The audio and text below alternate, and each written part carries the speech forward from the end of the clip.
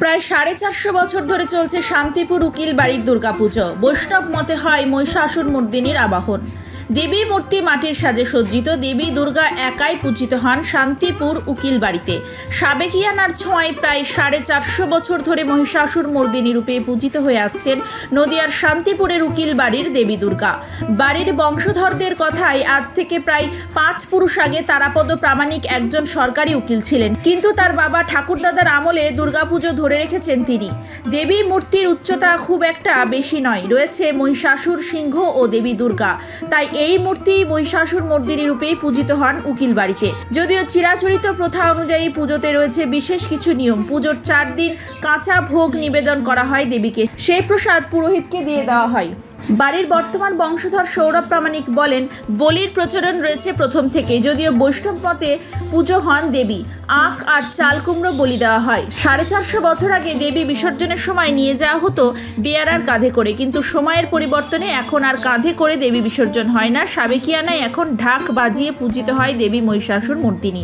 বর্তমানে যারা বাড়ির বংশধর রয়েছে তারা বেশিরভাগই দেশের বিভিন্ন প্রান্তে চাকরি জীবনে ব্যস্ত, কিন্তু পুজোর এই কটা দিন প্রত্যেকেই ব্রতী হন দেবী আরাধনায়। তাই পুজোর কটা দিন যে যেখানেই থাকুক ছুটে আসেন বাড়িতে। যদিও দেবী আরাধনার আর মাত্র হাতে গোনা কয়েকটা দিন বাকি। প্রতিমা তৈরি প্রায় শেষের দিকে। সূক্ষ্ম সূক্ষ্ম মাটির তৈরি কাজ যেন অনবদ্য রূপ দিচ্ছে দেবী প্রতিমাকে। দেবী মূর্তিকে পুরোপুরি সজ্জিত না করা হলেও এখনো দেখলেই মনে হবে সূর্যের মতো জ্বলজ্বল করছে দেবী মহিষাসুরমর্দিনী। এটা আমাকে নিয়ে পঞ্চম পুরুষ হচ্ছে। আচ্ছা, তুমি ধরে নাও 400-450 বছর হবে। আচ্ছা, পুজোর শুরুতে কিভাবে মায়ের দেবী আরাধনা করেছিলেন? আমাদের এই যে মূর্তি দেখছো, এই মূর্তি প্রথম থেকে হয়ে আসছে। এবার কীভাবে শুরু হয়েছিল সেটা আমার ঠিক জানা নেই। আচ্ছা, আমার দাদুর নাম তারাপদ প্রামাণিক, তার বাবা হরিশয় প্রামাণিক, তার বাবা শ্যামাচরণ প্রামাণিক। আচ্ছা, আমি ওই শ্যামাচরণ প্রামাণিক থেকেই জানি। এবার তারও আগে থাকতে পুজো হতো। এবার তার মানে নামটা ঠিক জানা নেই। তাহলে উকিল বাড়ির নামটা কিভাবে পরিচিত? উকিল বাড়ির নামটা আমি আমার দাদু তারাপদ প্রামাণিক, উনি সরকারি উকিল ছিলেন, সেই থেকে শান্তিপুরের সবাই এটাকে উকিল বাড়ি বলেই ছিল। আচ্ছা, সাবিকানা তো বললেই চলে, কারণ প্রতিমা মূর্তিটাকে বোঝা যাচ্ছে। সেখানে দেখা যাচ্ছে দেবী কিন্তু এখানে একাই পূজিত হন।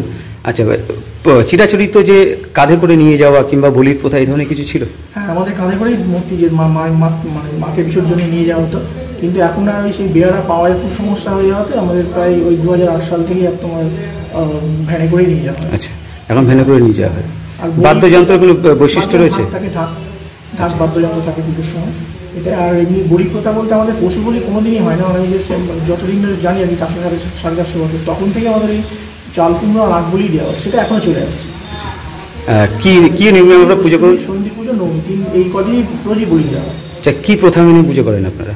আমাদের এমনি ওটাকে বৈষ্ণব বলে গুপ্ত প্রেস মানে পঞ্জিকা অনুযায়ী তিথি মানে সময় অনুযায়ী পুজো হয়। আর এই তো এটাই। ভোগের কোনো বৈশিষ্ট্য রয়েছে? ভোগের বৈশিষ্ট্য বলতে আমাদের কাঁচা ভোগ মানে রান্না করে দেওয়া হয় না মাকে, মানে যেহেতু ব্রাহ্মণ ছাড়া রান্না করতে পারে না, সেই জন্য আমাদের সমস্ত কিছু কাঁচাই মাকে দেওয়া হয় বড় থালায় করে। চাল, ডাল, তেল, নুন, মশলাপাতি, শাক সবজি যা যা ভোগে রান্না হয় আর কি, সমস্ত কিছুই মাকে ওই কাঁচা দেওয়া হয়। আচ্ছা, দেবী কি আড়ম্বরে কি পূজিত হয়?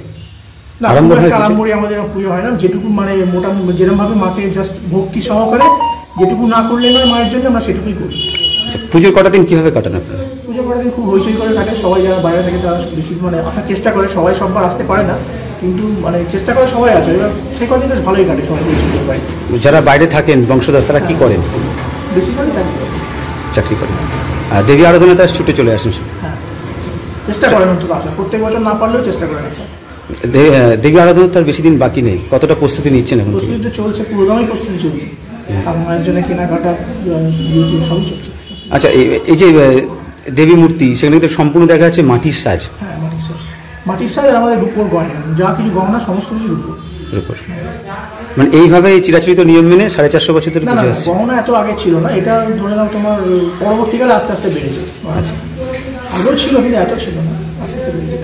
আচ্ছা, যিনি উকিল ছিলেন তার নাম কি ছিল? তার বলতে পারেন। বাড়ির ঠিকানা? আমাদের হচ্ছে 9 নম্বর তর্কবাড়ি ছিলেন, শান্তিপুর।